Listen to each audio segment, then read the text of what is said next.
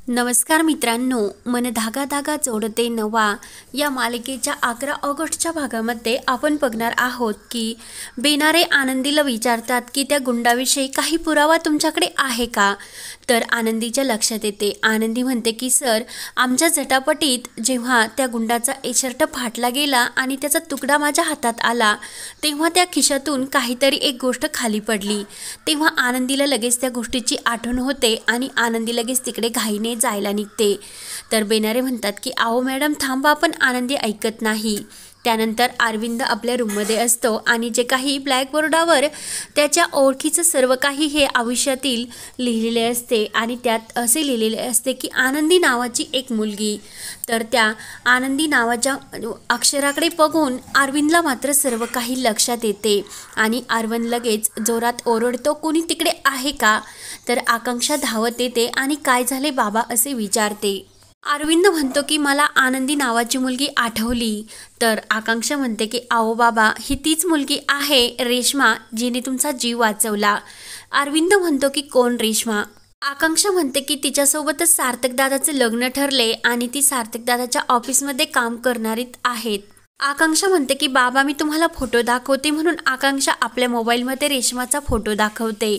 अरविंद तो फोटो बघतो आणि ही ती मुलगी नाही असे स्पष्ट सांगतो। म्हणते की बाबा, ही तीच मुलगी आहे। तर अरविंद म्हणतो की नाही, मला ही मुलगी आनंदी कोण आहे ती आठवली, ही रेश्मा नाही ती। आणि शलाका हे सर्व ऐकते आणि धावतच रुंदाकडे येत असते। तर ती रुंदाला ही धक्का देते। रुंदा म्हणते की काय ग, इतक्या घाईने कुठे चाललीस। तर लगेच शलाका म्हणते की आई, त्या काकांना सर्व काही आठवले आणि ते सांगतात की रेश्मा ती मला वाचवणारी मुलगी नाही। तर रुंदाला खूप मोठा धक्का बसतो।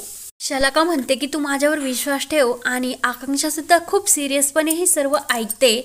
त्यामुळे तू जर माझे ऐकले नाही तरी हा साखरपुडासुद्धा होणार नाही। म्हणून शलाका ही रुंदाच्या हाताला धरते आणि अरविंदच्या रूममध्ये घेऊन येते। आकांक्षा म्हणत असते की बाबा, तुम्ही नक्की हा नीट फोटो बघा, मग तुम्हाला सर्व काही आठवेल। अरविंद म्हणत असतो की नाही, ही ती मुलगी नाहीच। तेवढ्यात रुंदा म्हणते की काय काय म्हणता तुम्ही हे सर्व। तर आकांक्षा सांगते की अगं काकू, बाबा सांगतात की ही आनंदी मुलगी ही रेश्मा नव्हती, दुसरी कोणीतरी होती। तेव्हा रुंदा आकांक्षाच्या हातातील मोबाईल घेते आणि भाऊजी, तुम्हाला काहीच आठवत नाही आणि ह्याच रेश्माने तुमचा जीव वाचवला नदी तीरावर। तर आणि ह्याच रेश्माने तिच्या ओढणीने तुमचा जीव वाचवला आणि तिच्या ओढणीचा गोंडा तुटून तुमच्या हातामध्ये राहिला, ही तीच मुलगी आहे। तर अरविंद पुन्हा हा आठवण्याचा प्रयत्न करत असतो।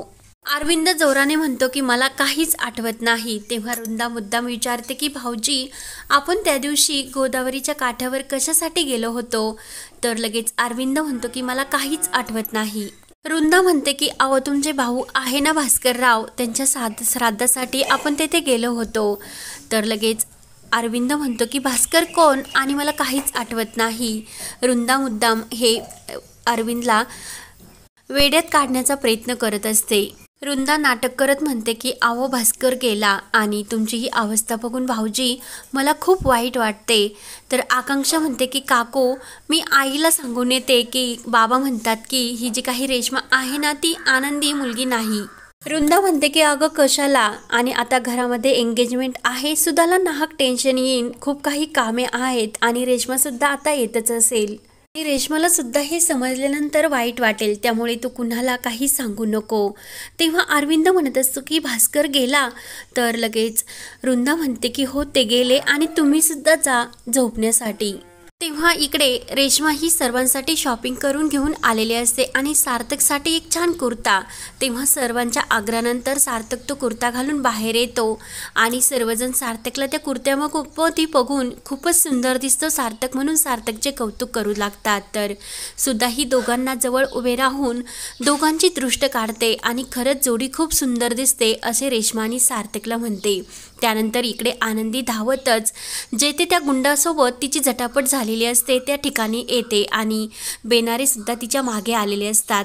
तेव्हा आनंदी बेनारे सरांना म्हणते की तुम्ही येथेच शोधा, तो शर्टाचा तुकडा आपल्याला येथेच सापडेल। म्हणून आनंदी आणि बेनारे हे शोध घेत असतात। तेवढ्यात आनंदीला एका कुंडीसमोर तो शर्टचा तुकडा आणि तेथे एक त्या गुंडाचे आयडेंटिटी कार्ड सापडते।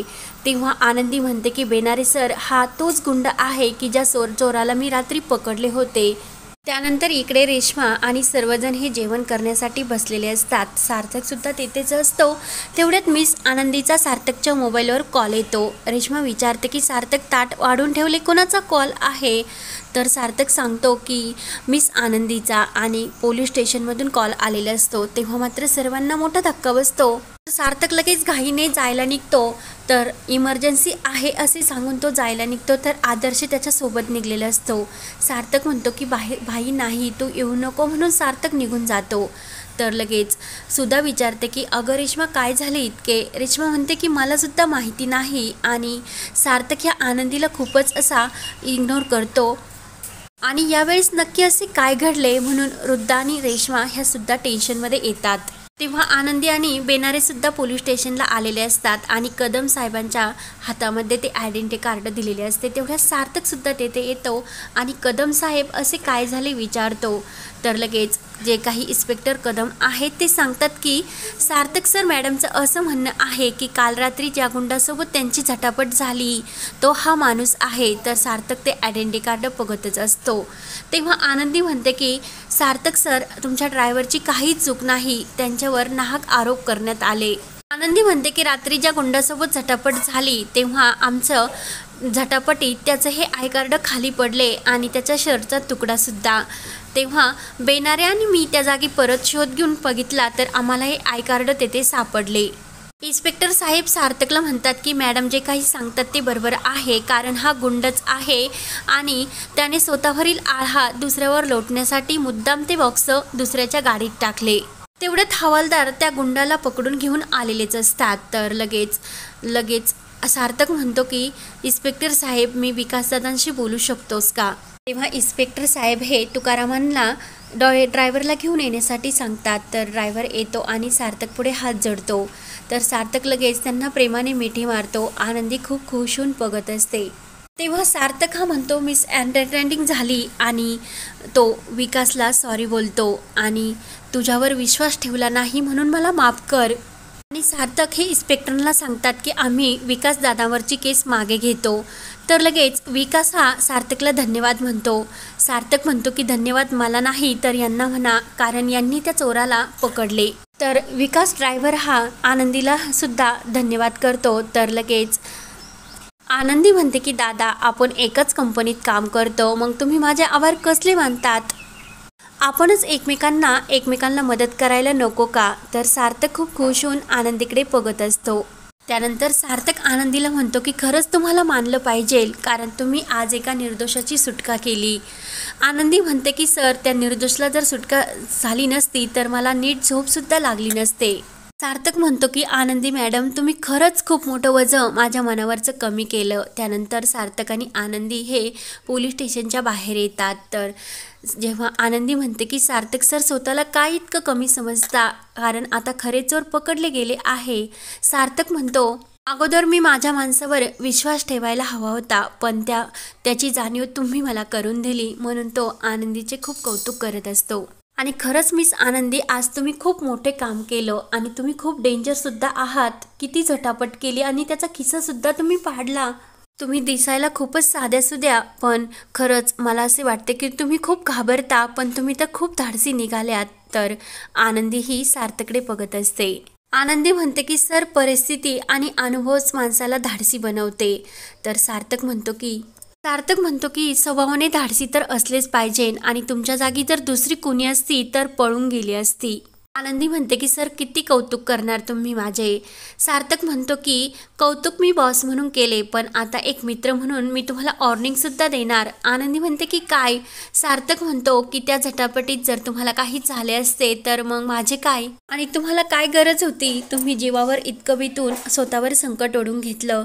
तुम्हाला जर त्या संकटात काही झाले असते तर मी कुणाकडे बघितले असते? माझं काय? माझा विचार केला का तुम्ही?